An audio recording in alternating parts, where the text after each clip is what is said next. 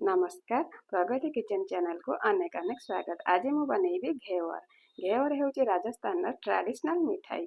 एही रेसिपी मु केते सहज उपाय रे बनैली चलंतु देखिबा।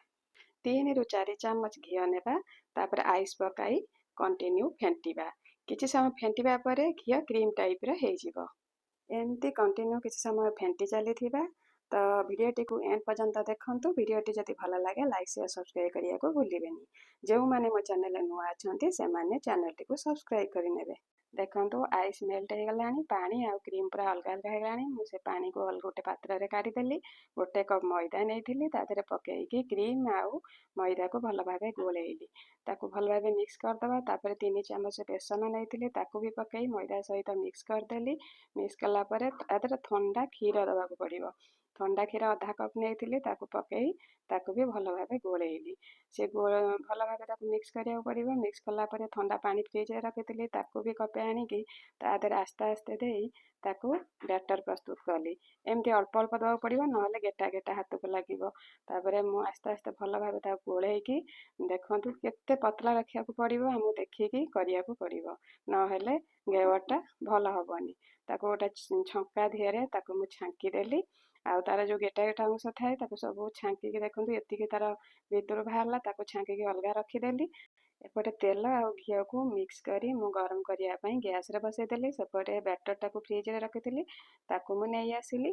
तापरे बैटर टा जते ठंडा रहइबो सेते घेवरटा सेते भल हबो। ताहि पई मु आइस पकेई बैटर टाकू ता देरे रखिदेली। एपटे छंका भी रखिची। सेपटे तेल गरम हे गलानी, बैटर टाकू आस्ते आस्ते पकाउची। देखंतु केमती माने ऊपर को तेलटा पूरा उठी आसुची। आउ एमती पकई चलीथिबा। तापरे से स्टिक साहाଯ୍य ताकू मझिरे होल करिबा। एमती किछि समय छाडी दबा। फेर जेमती से जेतेबेले तेलटा तळको बसी जिबा, आमे फेर से बैटर टाकू सेही होल दिहरे पकेइबा। आउ मझिरे मझिरे स्टिक साहाଯ୍य रे आमे ताकू से होल टाकू करिबा। आ एमती 17-18 थर आमे पकेइबा। तापरे जेतेले सब हेइ सारिबो, तेल टाकू मझिरो काढी चारिपट बुलेइयाको पड़िबो, काना ऊपरटा भी कंचा रहि जिवो ना। ताकू चारिपट बुलेई बुलेई पकेइया पड़िबो। देखंतु घेवरटा पूरा बुली गलानी, आ पूरा हबा हबा हे गलानी। देखंतु केते बढ़िया हेइची। मु फर्स्ट टाइम ट्राई करची, किंतु भाबी नथिली मोर घेवरटा समस्ते कहती करिया बहुत कष्ट, किंतु मु फर्स्ट टाइम रे मते लागुची मु भल करिची बोली। आपण माने कहिबे जे मु 10 रु केते मार्क पाइबे, आपण माने कमेंट माध्यम रे जणाइबे। तो फर्स्ट टाइम करिची ना, मते तो लागुची मु बहुत भल करिची। तथापि मु फेर ट्राई करिबी आउ थरे बनेया पई आ बहुत सारा बनेया पई। किंतु मु आज 2टा बनेइची। आ देखंतु आउ गोटे भी करिकी सेमती मु बाहर कर देली। आ मते भारी खुशी लागुଥିଲା जे मु प्रथम थरे बाजी मानि नेइची। आउ इच्छा थिला ना असंभव काम संभव भी हेइ परिबो। तो मोर घेवर प्रस्तुत हे गला। तापरे मु सीरा प्रस्तुत करिवि।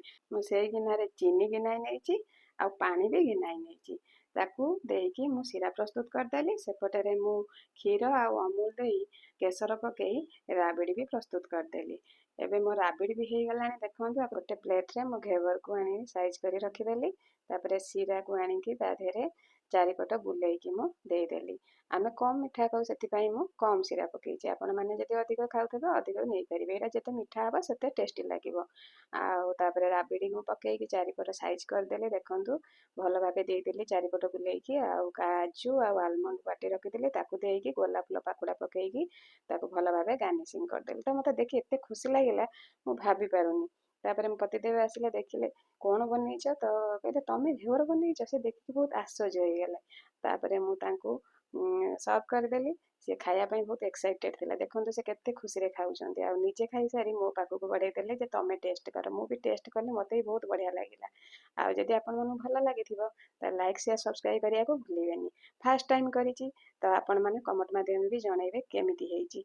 आपण माने भी बनैया पई चेष्टा करंतु। बाय।